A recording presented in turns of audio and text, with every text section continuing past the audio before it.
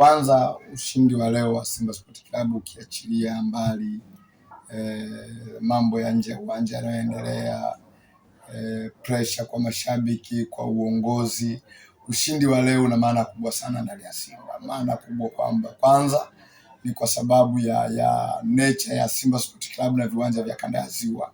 Huu ni ushindi wa kwanza kwenye ligi, lakini ni ushindi wa kwanza kwenye viwanja ambavyo vinamsumbua Simba Sport Club misimu yote. Kaitaba ni moja ya viwanja vigumu kwa Simba.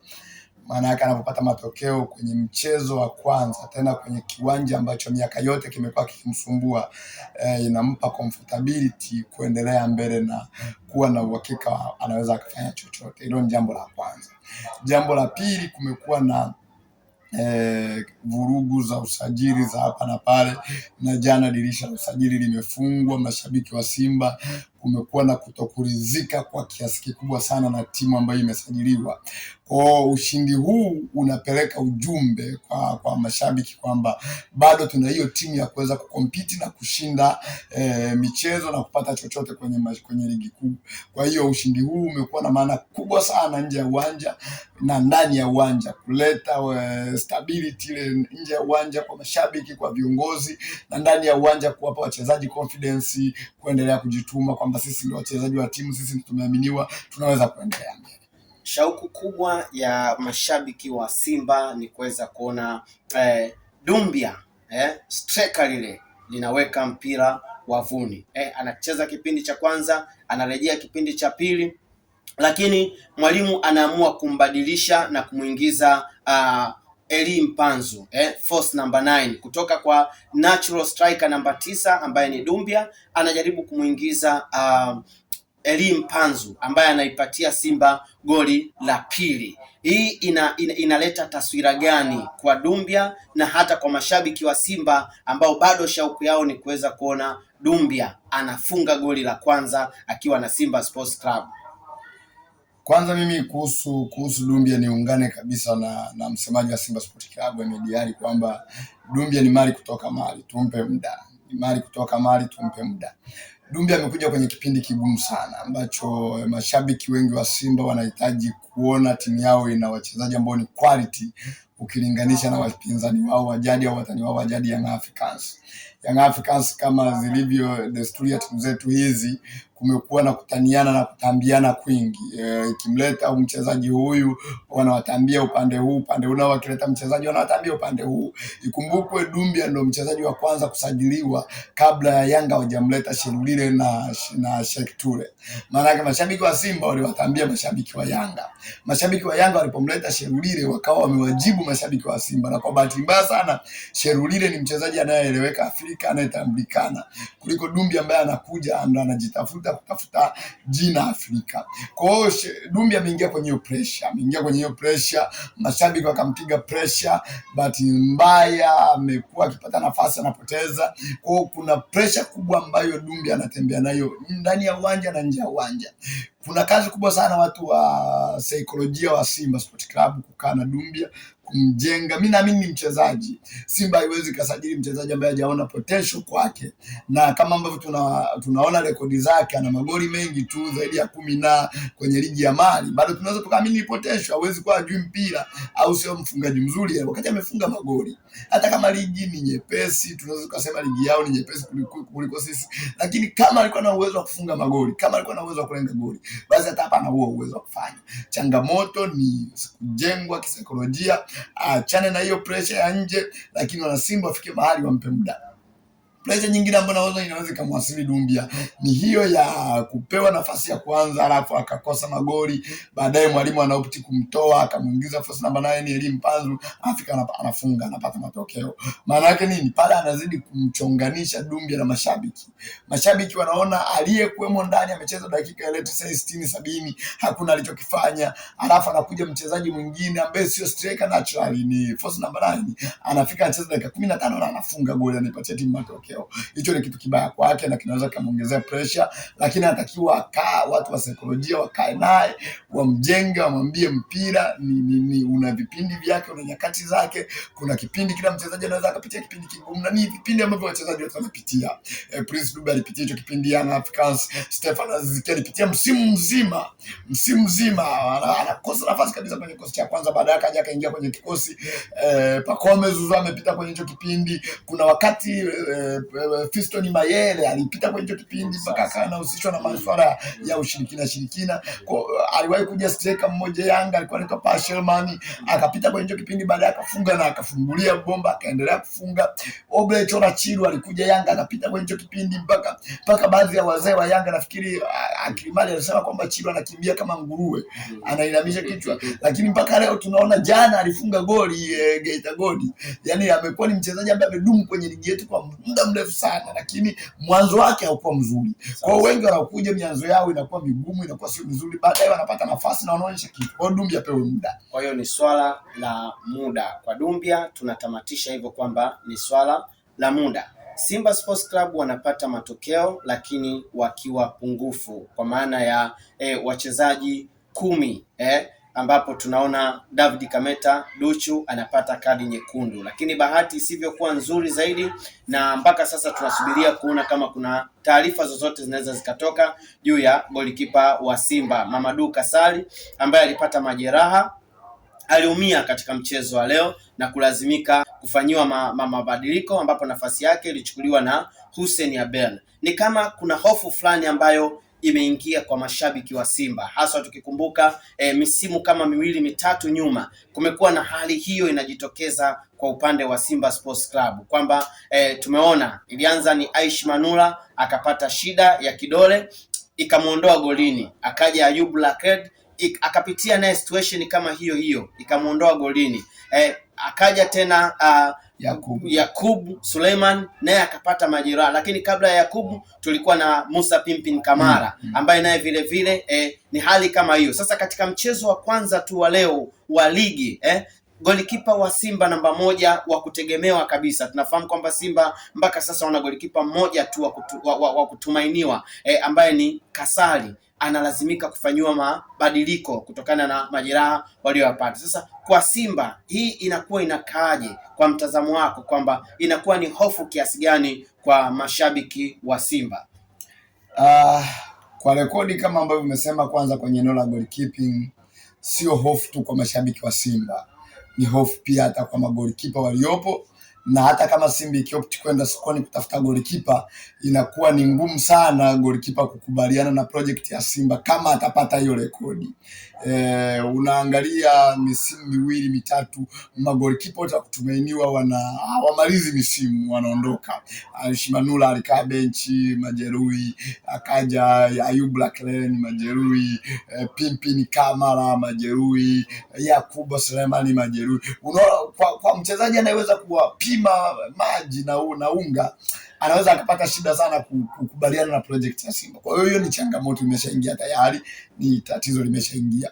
Lakini kwa wachezaji waliopo pia unaangalia ni pigo kubwa kwa upande wa kosta Simba, kwa sababu golikipa namba 1 ni Mamadou Kasali ambaye sasa ndo tunasubiri ripoti ya madaktari kama wanaweza akatuambia anaweza akakaa benchi muda gani, inaweza ni wiki 2 au miezi 2, na ikumbuke msimu huu ligi iko ni back to back, ndani ya wiki moja unaweza kucheza mechi 3 mechi 4. Kwa hiyo kuna ufinyu wa kikosi kwenye eneo la goalkeeping. Ukiangalia Hussein Abel hana uzoefu wa kutosha, ni changamoto tayari. Lakini kwenye eneo la fullback ya kushoto pia kuna hiyo kesi.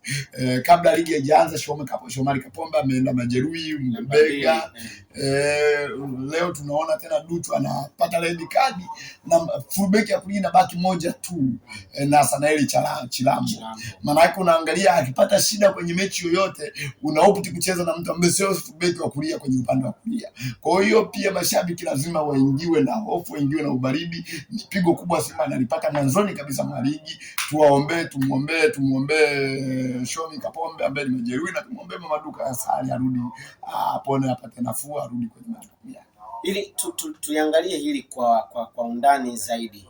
Hii hapa tunaweza tukatupa lawama upande gani? Tutupe lawama upande wa fitness coach wa Simba au tutupe lawama upande wa mwalimu wa magolikipa kwa Simba Sports Club, au kunakuwa na swala lingine ambalo pengine tunaweza tukahusisha hata na imani za kishirikina, ambayo japo ni masuala ambayo yako nje ya uwanja, lakini hali hii kwa mtazamo wako ni wapi ambapo tunaweza tukalitupia lawama hili, tukaona kwamba labda kwa namna moja au nyingine inaweza ikawa inapelekea haya yanayowakuta Simba Sports Club haswa katika eneo la goalkeeping?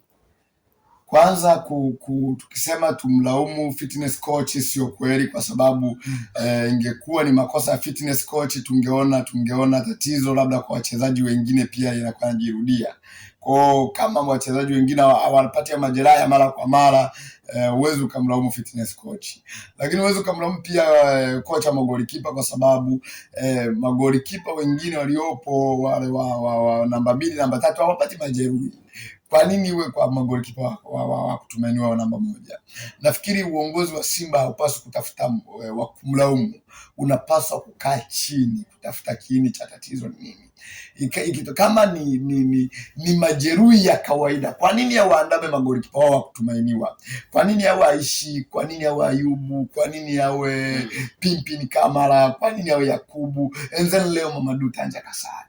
Kwa nini iwe hivyo? Mwanzo wa ligi wanapaswa kukaa chini kama uongozi, na ndio maana timu ya mpira kuna uongozi wake wa timu ambao kazi yao ni hiyo, kustructure mambo ya nje ya uwanja, mambo ya timu inakaaje, timu inasafirije, timu inaishije, nani aisogelee timu, nani ni mbaya wa timu, nani afanyeje. Kwa hivyo vitu ni vya msingi vya kuangalia kwa uongozi. Okay, tumejaribu kuangalia katika kikosi cha Simba katika maeneo ambayo Simba Sports Club yalikuwa yanawalazimu kufanya usajili, lilikuwa ni eneo la ushambuliaji, ambapo mpaka sasa naweza nikasema, kwa sababu tunasema mpaka sasa kwa sababu dirisha la usajili tayari limeshafungwa, na maingizo ambayo katika nafasi ya ushambuliaji mpaka sasa Simba wamejaribu kuingiza wachezaji wawili, ambapo tunaona ni Ismaili Mgunda alafu na Dumbia. Lakini naweza nikasema kuna sehemu kuna maeneo ambayo pia Simba walipaswa kuyatazama. Mfano tukiangalia katika eneo la namba 2, mpaka sasa tukiangalia kwamba Simba wanategemea huduma ya David Kameta Duchu, lakini tukiangalia David Kameta Duchu kwa level yake na kwa ukubwa wa Simba, na tukiangalia mashindano ambayo Simba wanaenda kushiriki, tuna CAF Champion League ambayo iko mbele yao, tuna Azam Federation na ligi kwa ujumla. Tunaweza tukaangalia kwamba je, David Kameta Duchu anaweza kuhudumu kama beki wa kutumainiwa, kwa sababu mpaka sasa tunapozungumza Kapombe hatujui hatima yake. Lakini kadhalika tukiangalia upande wa namba 3, mpaka sasa beki ni wa kutumainiwa ni Nixon Kibabage. Sasa tuangalie hii Simba hii, alafu tuangalie na michuano ambayo iko mbele yao. Je, ni eneo ambalo Simba wanaweza kawa wamelisahau, lakini litakuja kujidhihirisha pale michuano itakapokuwa imeanza? Au wewe mtazamo wako ukoje, Bwana Paul? Mimi nimezungumza tangu mwanzo kuhusu fullback za Simba zote, kulia na kushoto. Nilisema kabisa kwamba fullback hizi sio daraja la kucheza mashindano ya CAF. Nikimaanisha uwezo kwanza wa Shomari Kapombe sio ushomi wa miaka 2-3 iliyopita. Umri umeendelea na anazidi kudrop. Lakini pia watu ambao wanatakiwa kumfanyia backup Shomari Kapombe ni David Kameta Duchu, ambaye daraja lake linaonekana bado dogo sana, na Zeni Simba wameenda kumuongeza na Sanali Charambo ambaye amekuwa pia akikaa benchi pale Azam kwa misimu takriban 3. Kwanza sio kwamba wamesahau, wangekuwa wamesahau wasingemuongeza na Sanali Charambo, wanajua wana hiyo shida, lakini Sijajua kwa nini Simba hawajaopt kutafuta beki ya quality ya kucheza kwa eneo la kulia na kushoto. Vile vile dirisha dogo walimuongeza Nixon Kibabage baada ya Zimbwe kuondoka Simba, na zeni wakamleta Mligo, wakaona Mligo bado hafiti, wakamuongeza Kibabage, na Kibabage akiingia kwenye kikosi Mligo akawa backup. Bado Mligo na Kibabage wote kwa pamoja hawana hayo madaraja ya kucompete kwenye CAF Champions League.